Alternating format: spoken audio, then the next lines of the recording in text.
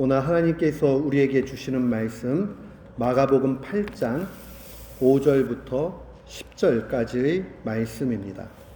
마가복음 8장 5절부터 10절 말씀.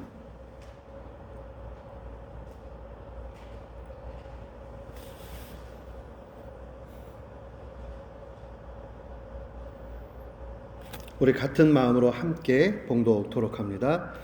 예수께서 물으시되 너에게 떡 몇 개가 있느냐 이르시되 7이로소이다 하거늘 예수께서 무리를 명하여 땅에 앉게 하시고 떡 7개를 가지사 축사하시고 떼어 제자들에게 주어 나누어 먹게 하시니 제자들이 무리에게 나누어 주더라. 또 작은 생선 2마리가 있는지라 이에 축복하시고 명하사 이것도 나누어 주게 하시니 배불리 먹고 남은 조각 7강주리를 거두었으며 사람은 약 4,000명이었더라. 예수께서 그들을 흩어 보내시고 곧 제자들과 함께 배에 오르사 달마누다 지방으로 가시니라. 아멘. 저는 오늘 본문 말씀을 통해서 광야의 풍성함을 누리라 라는 제목으로 주의 말씀을 선포하도록 하겠습니다. 독실한 루터교 신자였던 요한 세바스찬 바하의 최고의 전례곡이 2개가 있습니다. 이 예배 종교 음악이죠. 대부분이 그의 종교 음악이었지만은 그 가운데 예배를 위해서 2곡 아주 양대산맥이라고 그렇게 일컬어지는 것이 마테이 순환곡하고 또한 메스 인비단조죠. 두 곡이 아주 유명한 곡인데요. 이 2번째 곡, 루터가 왜 미사곡을 썼는지는 모르겠어요. 제목을 Mass in B minor 이렇게 썼거든요. 그러나 아마 그 중심에는 당시의 상황들로 봤을 때 예배라고 하는 그 신앙 고백 속에서 썼다고 생각을 해요. 그래서 예배곡 B단조에 보면 처음에 시작이 키리에 엘레이손, 일반적인 예배곡들의 그 형식 중에 하나인 주여 자비를 베푸소서 하는 것으로 시작을 합니다. 그런데 이 말씀의 고백은 우리에게 굉장한 힘을 줍니다. 그러니까 예배학을 쭉 만들어갔던 그러한 역사적 산물 속에서 나온 이 주여 자비를 베푸소서라는 이 고백, 이것은 단순한 고백이 아니라 그 신앙에 있어의 깊은 그 의미가 농축되어져 있습니다. 왜 그러느냐? 칼빈이 기독교 강요를 쓰면서 기도론에 대해서 쓰면서 그 기도론의 내용 중에 이러한 내용이 나옵니다. 자기의 기도를 들어주시리라고 믿는 그의 확신은 다만 하나님의 자비를 근거한 것이며 자기의 공로는 전혀 생각하지 않는다는 뜻이다. 이 말을 생각해 보세요. 우리가 기도하고 그 다음에 하나님께서 이걸 들어주신다 하는 게, 예를 들어 가지고 내가 하나님 앞에 이만큼 잘했으니까, 내가 열심히 했으니까 자기 공로를 통해서 하나님이 그거에 응답해 주시겠다 하면 흔들려요. 어떨 때는 자기 양심상 그래 내가 그래도 주님 앞에 조금은 잘했지 이렇게 할 때는 그나마 난데, 그게 아니면 어떠겠어요?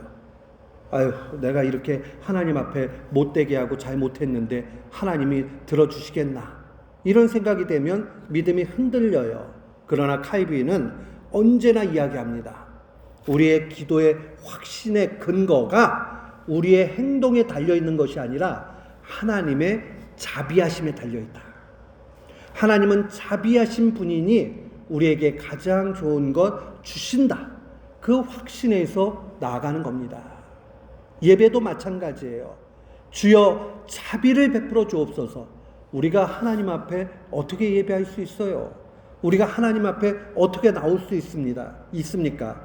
사람들이 이런 얘기 하지요. 벼룩도 낯이 있다, 얼굴이 있다. 그 말이 뭐예요?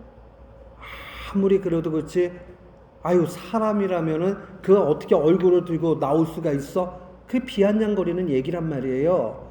양심이 있으면 그렇게 못하지, 그런 뜻이잖아요. 우리가 양심이 있으면 하나님 앞에 어떻게 나옵니까? 그런데 주님은 우리에게 믿음을 가지고 나오라 라고 말씀하십니다. 왜 그러느냐? 너의 잘못보다, 너의 죄악보다, 너의 실수보다 내 사랑이 더 크니 내가 자비로우니 그것으로 됐다라고 말씀하시는 거예요. 그러니까 얼마나 감사해요. 우리 철없고 어릴 때는 지혜가 적으니까 뭐 실수로 유리잔 깨고 잘못하고 그러면은 어떻게 해요? 막 얼른 치워가지고 감추고 부모님한테 안 올라야지, 그 생각하잖아요. 근데 그 짓 하다 보면 어떻게 돼요?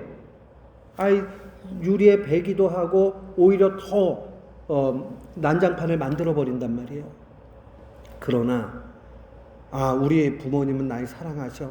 그러니까 내가 이거 실수했어도 용서해 주실 거야. 이런 마음이 있으면 어떻게 해요? 아주 담대해요. 엄마, 나 유리장 깨버렸어요. 이러고 얘기해요. 그럼 얼마나 황당해요, 부모님 입장에서는. 야, 그걸 깨가지고 이제 자랑한 거야 뭐야. 그러나 가만 생각해 보면 얘가 나를 믿는구나. 얘가 그래도 내가 사랑이 있다라는 걸 아는구나. 이 생각이 드는 거예요. 우리 하나님은 어떠시겠어요? 우리 하나님은 제가 양심상 그걸 어떻게 하나님 앞에 간구를 해요. 제가 양심이 있지 어떻게 이렇게 죄를 많이 지었는데 하나님 앞에 예배를 드려요. 그거 다 죄송한 말씀이지만 마귀의 음성입니다. 하나님 음성이 아니에요. 하나님은 우리가 실수하고 부족하고 아무것도 없어도 있는 모습 그대로 주님은 용납해 주십니다. 그러니까 우리가 예배할 때마다 제일 먼저 기억해야 되는 것은 주여 자비를 베푸소서. 키리에 엘레이손, 라틴어예요. 어려운 말도 아니에요. 주님 자비를 베풀어 주옵소서. 주님께서 이 떡과 물고기로 기적을 베푸신 사건이 복음서에 두 가지가 기록이 되어져 있어요.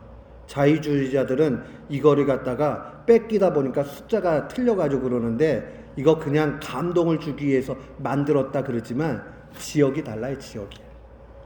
오병이어 물고기 2마리 그 다음에 떡 5개로 5,000명 먹이신 사건은 주로 유대인들이 모여있는 그러한 지역이었고요. 그 다음에 오늘 본문에 이제 떡 7개하고 물고기 2마리, 그러니까 정확하게 2마리는 아니에요. 이 칠병이어 사건, 이것은 특별히 이방인의 그 땅에서의 사건이라는 것을 기억을 해야 됩니다. 제자들과 예수님께서 이제 복음을 많이 전하고 다녔습니다. 광야에 이르러 가지고 말씀을 증거하기 시작을 하는데 3일 동안 그 말씀이 얼마나 달고 기쁜지 사람들이 떠나가지 않고 주의 말씀을 듣습니다. 근데 3일 동안 그렇게 되니까 먹지도 못하고 그래 얼마나 광야에서 힘들었겠어요. 근데 우리 주님께서 우리 1절부터 5절 이전까지 나온 말씀 2절과 3절에 보면 주님이 이렇게 제자들에게 말씀하십니다. 내가 무리를 불쌍히 여기노라. 그들이 나와 함께 있은지 이미 사흘이 지났으나 먹을 것이 없도다. 만일 내가 그들을 굶겨 집으로 보내면 길에서 기진하리라. 그 중에는 멀리서 온 사람들도 있다. 주님이 영의 양식뿐만 아니라 우리의 육신의 약함에 대해서도 관심을 갖고 계십니다. 그러면서 저들 그냥 보내버리면 기진해가지고 죽을 사람들도 많이 있다. 그러니까 제자들이 근심이 되지요. 왜요? 자기네들이 가지고 있는 게 아무것도 없기 때문에 그렇습니다. 그런데 주님께서 물어보죠. 5절 말씀입니다. 너희들에게 떡 몇 개나 있냐? 라고 말씀합니다. 제자들이 이야기하죠. 이제 떡이 한 7개 정도 있습니다. 그거 가지고 물고기 2마리와 더불어서 거기에 모여있던 4,000명의 남자들, 어린아이 여자들까지 하면 훨씬 많은 숫자겠죠. 그들을 먹입니다. 그리고 엄청난 양의 7강주리의 음식이 남습니다. 자유주의자들은 이걸 갖다가 또 각색을 합니다. 예수님께서 먼저 작은 음식을 내어놓으니까 도시락 싸온 사람들이 하나씩 다 끄집어가지고 감동이 돼가지고 함께 내가지고 먹다 보니까 남은 게 7강줄이 됐다. 지금 광야에서 먹을 게 없어가지고 기진하게 됐다고 말씀이 증거하고 있는데 그건 안 보이는 거예요. 머리로 하나님 말씀을 단순히 읽으면 주님의 능력과 주님의 은혜와 그의 자비하심과 그의 사랑을 다 놓쳐버립니다. 근데 인생도 그래요. 우리가 주님이 자비하신 하나님이라 하는 것을 먼저 인식하지 않게 되면요, 그 다음에 자기 머리로 생각을 해요. 그리고 하나님은 이런 분이야 라고 착각을 합니다. 그리고 나서 자기 뜻대로 살아가게 돼요. 그러면 망쳐버리는 거예요, 인생이. 하나님은 우리의 영혼에 대해서 관심을 갖고 계시고 동시에 우리의 육신의 연약함도 알고 계신다는 사실입니다. 제자들은 주님께서 묻기 이전에 이렇게 이야기합니다. 이 광야 어디서 떡을 얻어 이 사람들로 배부르게 할 수 있겠는가? 똑똑해요, 제자들이. 합리적인 판단이죠. 그렇죠. 광야라는 거는 가게가 있어요, 뭐가 있어요, 음식을 만들 수 있어요. 광야에는 사람이 안 산단 말이에요. 그러면 이곳에서 어떻게 얻는가 하는 것 당연해요. 그러나 주님은 오늘 우리에게 말씀하십니다. 자비하신 하나님을 먼저 바라보라. 그러니까 우리가 이게 될까 안 될까, 요 상황에서는 어쩔 수 없이 이렇게 할 수밖에 없는데 그거 하지 말라는 거예요. 제자들을 향해서 똑똑하게 판단하지 말고 믿음으로 판단하라는 겁니다. 그게 진짜 지혜 있는 사람이요, 똑똑한 사람이에요. 사랑하는 성도 여러분, 우리는 먼저 자비하신 하나님을 바라보는 귀한 성도들 되시기를 축원합니다. 아멘. 자비하신 하나님을 먼저 보는 것이 우리의 짧은 지혜, 이성의 판단보다 앞섭니다. 기독교 신앙은 이성의 한계를 뛰어넘습니다. 그러니까 저는요, 마가복음 8장을 읽으면서 하나님이신 예수님이 진짜로 떡 7개하고 물고기 2마리 가지고 남자만 4,000명 이상을 그저 순수하게 그렇게 먹이셨다라고 저는 확신해요. 의심이 안 들어요. 왜요? 주님은 자비하신 하나님이기 때문에 그래요. 능력이 많으신 하나님이시고 사랑의 하나님이시기 때문에 얼마든지 그의 자비를 통해서 굶주린 그 백성들을 먹이실 수 있다라고 의심이 하나도 안 가요. 그저 믿어져요. 기독교 신앙은 합리적인 걸 추구해 가는 것이 아니라 합리적인 걸 뛰어넘어 있는 하나님의 자비하심과 그의 능력을 바라보는 겁니다. 이성의 한계를 초월한 그러한 것이 기독교 신앙이라는 것을 분명히 알아야 됩니다. 우리는 종종 우리의 인생길을 광야로 비유합니다. 광야는 척박합니다. 아무것도 없습니다. 내리쬐는 그 햇살이 얼마나 강한지 몰라요. 우리 밖에도 여름날에 햇살이 강하게 내리쬐게 되면 이 눈 뜨기도 힘들고, 좀 햇볕 알러지 있는 분들은 피부도 따갑고 힘들잖아요. 아니 어떻게 하늘 이렇게 바라볼 수 있어요? 보지도 못하고 운전하는 것도 힘들고 다 힘들어요. 땀도 삐질삐질 나고 이상하게 기운도 빠져요. 인생도 그렇죠. 인생도 광야길 같기는 해요. 너무너무 힘들어요. 인생이 쉽다고 말씀하시는 분 저는 한 명도 본 적 없어요.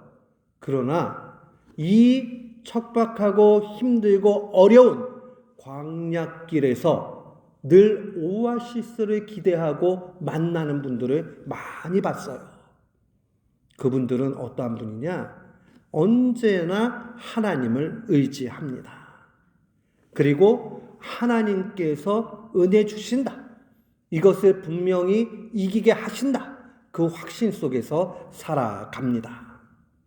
신앙적인 낙관주의자들이에요. 신앙적 낙관주의자는 그냥 낙관주의자들하고 달라요. 그냥 낙관주의자들은 긍정의 힘 이러면서 긍정적으로 막 자기를 체면 걸면 긍정적인 환경이 된다 이렇게 가르쳐줘요. 그러나 우리의 신앙은 그렇지 않아요. 우리의 신앙은 주님과 함께하면 그곳은 어떠한 곳이든 좋은 곳이다 이렇게 가르칩니다. 무슨 이야기냐? 아무리 어렵고 힘든 상황이 돼도요, 주님과 함께 가면 이길 수 있어요. 쉽게 갈 수 있어요. 넉넉해요. 왜 그렇습니까? 주님이 우리를 사랑하시기 때문입니다. 구약에 능통하고 이 신앙이 뜨거웠던 히브리서 기자, 저는 바울로 봅니다. 이 바울은 주님을 이렇게 소개합니다. 우리에게 있는 대제사장 누구예요? 예수님이죠. 예수님. 그 예수님은 우리의 연약함을 체휼하지 아니하는 자가 아니요. 이 말이 무슨 말이냐면, 쉽게 얘기하면 내 형편을 누구보다 잘 아시고 그다음에 아는 걸로 끝나는 게 아니에요.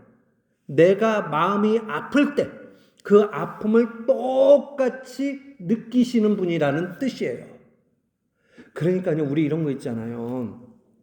사람을 만나가지고 보면은, 야, 당신이 얼마나 힘들지 내가 참 느껴져요. 이렇게 얘기할 때가 있다고요. 똑같지는 않지만 힘들겠다라는 걸 공감할 수 있다라고 얘기하죠. 그래서 체휼이라는 말을 심패티로 번역을 했어요. 동정, 공감할 수 있다. 마음과 마음을 포개할 수 있다. 그렇게 번역을 했어요. 아주 좋은 번역이에요. 그런데 요게 주님께 딱 적용이 돼가지고 우리가 이해하기 쉽게 설명을 하면 어떤 거냐면, 주님은 우리가 눈물을 흘릴 때에 같이 눈물 흘려주시고, 내가 괴로울 때에 똑같은 괴로움으로 같이 하시고, 그 순간순간을 그렇게 해주신다는 거예요. 여러분, 좋은 친구 만나면 얼마나 좋은데요. 내가 답답할 때 내 말을 들어줄 수 있는 친구, 또 내가 표현이 부족해가지고 너무 힘들면 표현도 잘 못하잖아요. 근데 이심전심이라고 같이 옆에 있어주면 그 사람이 참 위로가 되고, 그래 네가 말 안 해도 괜찮아, 내가 알아, 이런단 말이에요. 근데 그 친구도 참 좋긴 한데 그 친구는 또 능력이 없어요. 해줄 수 있는 게 사랑이 많아도 능력이 부족하다고요. 그러나 우리 주님은 어떻습니까? 우리보다 우리 자신을 더 잘 아시고 우리의 마음을 합해서 아시고, 그분은 능력이시니 이 고난에서 우리를 벗어나게 인도해 주십니다. 참 사람이셨던, 100% 사람이셨던 우리 주 예수 그리스도, 그분은 우리의 마음을, 우리의 형편을 누구보다 잘 아십니다. 100% 하나님이신 예수 그리스도, 그분은 하나님과 같이 말씀만 하시면 모든 것을 창조하신 삼위일체 하나님이십니다. 그러니까 그 하나님과 더불어서 살게 되면 이 땅이 아무리 힘들고 그래도 지옥이 없어요. 이 땅에서 주님과 더불어 사니까. 그런데 그 좋으신 하나님이 이제 마지막의 때에 우리를 영광의 나라로 인도해 가십니다. 우리가 육신을 입고 있는 동안에는 누구나 다 어려움이 있고 힘든 것이 있어요. 그러나 주님께서 함께 하시기에 그 광야에서 오히려 은혜를 맛보게 됩니다. 그 하나님이 좋으신 하나님이에요. 예수님이 오늘 본문 앞선 2절에 뭐라고 얘기하십니까? 내가 무리를 불쌍히 여기노라. 내가 무리들의 형편을 잘 알아. 내가 그들을 사랑해. 라고 말씀하시는 겁니다. 그 놀라우신 주의 은혜가 오늘 2025년도를 살고 있는 우리에게 함께 하신다는 겁니다.